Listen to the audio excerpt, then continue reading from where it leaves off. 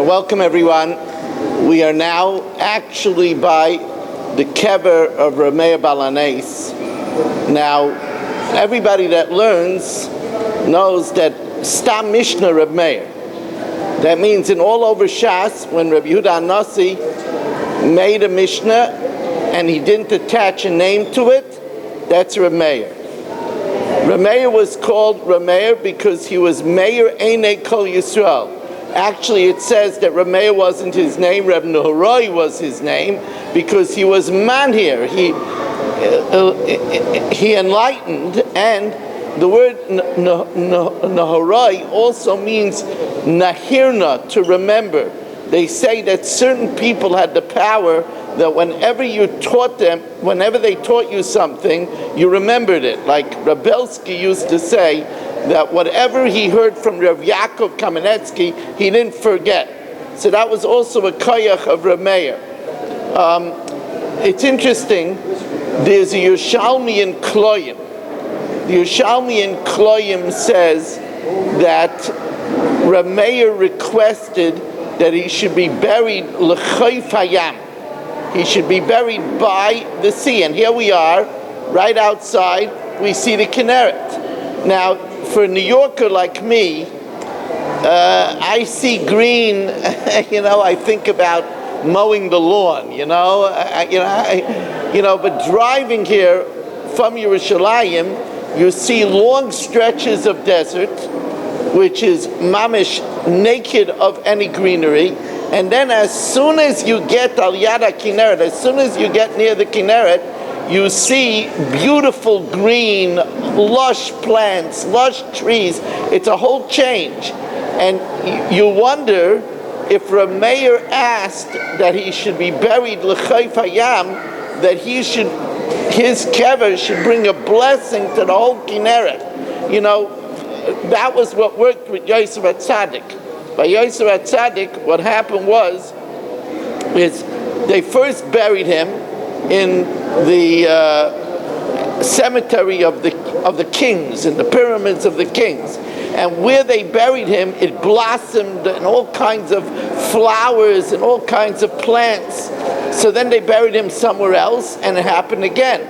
So finally they sank his Arain into the Nile, and we're going to see that. In Bereshis that we do this week, it talks about the 4 rivers. One of them is Pishain. Pishain was the Nilus, was the Nile. So they sunk Yosef HaTzadik's Aron in the Nile, and the Nile waters flowed all across Mitzrayim and gave blessing to all of Mitzrayim. That's why when it says that Moshe Rabbeinu went to retrieve the Atzmas Yosef, it wasn't so easy.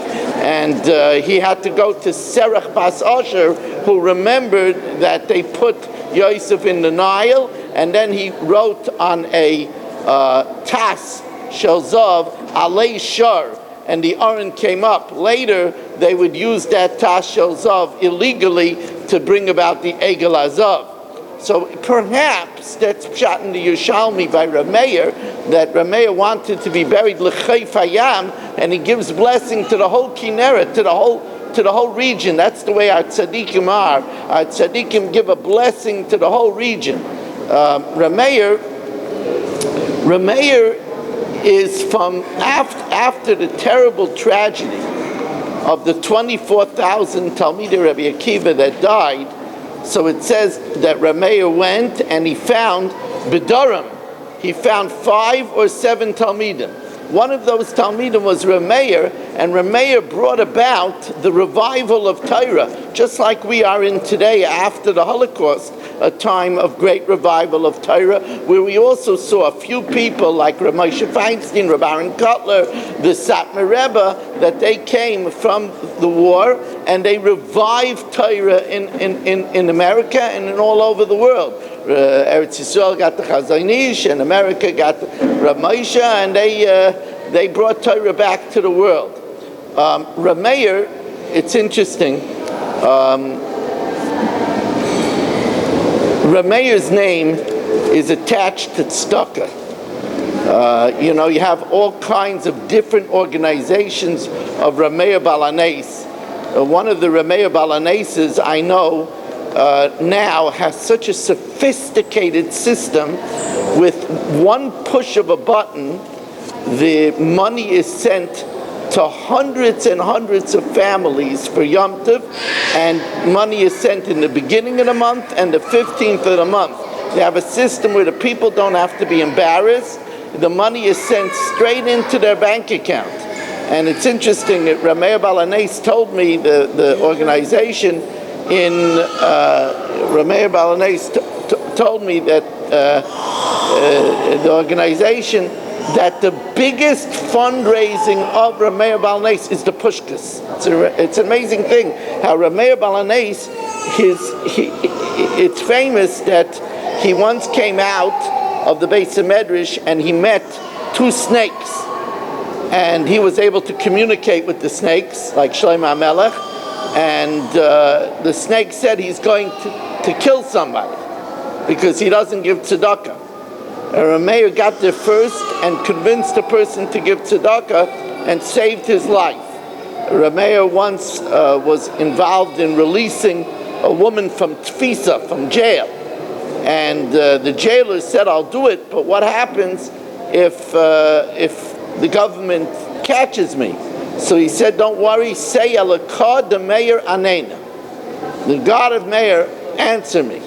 And Rameir has, from that time, been associated with helping people in their tzara. And we're going to daven here now for the many people that need shidduchim, for the many people that are chasuchei vanim, for the many people that are not well, and for us that we should remain healthy. That's a big tefillah too. And for the many people that need parnasa, you have to know that Rameir was a great champion of learning Torah. In Perek Kinyonei HaTorah and Pirkei Avos, Rameir says, Kol ha'loimei Torah lishma, zoich ledvarim harba. Whoever learns Torah lishma, lishma means to be mekayim the mitzvah of v'dibarta bam. The Ran says in Masechtas Nadarim, the mitzvah of limud HaTorah is v'dibarta bam. And then he brings down, it's interesting, so many psukim about Torah are two parts, because it's Olam Hazeh and Olam Haba. Like for example, Oirech Yamim B'Yamina B'Smeila Yishav V'Chavim Drachei Adarchei Nayim V'Chol Nesivei Shalom Eitz Chayim Ilam HaChazikim Ba V'Samchei M'Ushar. Because Torah brings life in this world and life in the next world. And here we are at the beginning of Bereshis. Everybody should be Maver Sedra. You're Maver Sedra. So then Yom Hava said, you're promised, what does it say? In the beginning of Shas, Kalamashlim Parsh Yosef Ima Tzibur Shnai Mikra V'Echatargim. It takes about an hour. Shnai Mikra V'Echatargim Marichin Lo Yama V'Shnaisav. So here we are by Reb Meir, who was the great champion of Torah, who illuminated the whole world with Torah. And Reb Meir also used to tell us that we should look at names. You know, he came into an inn and he wouldn't deposit his money by the innkeeper because the innkeeper's name was Kedar. And he said it's an allusion to Kedar Tapucha Seima. And it wasn't safe. So everybody should live up to the goodness in their name, like Rameir was Meir Einai Kol Yisrael.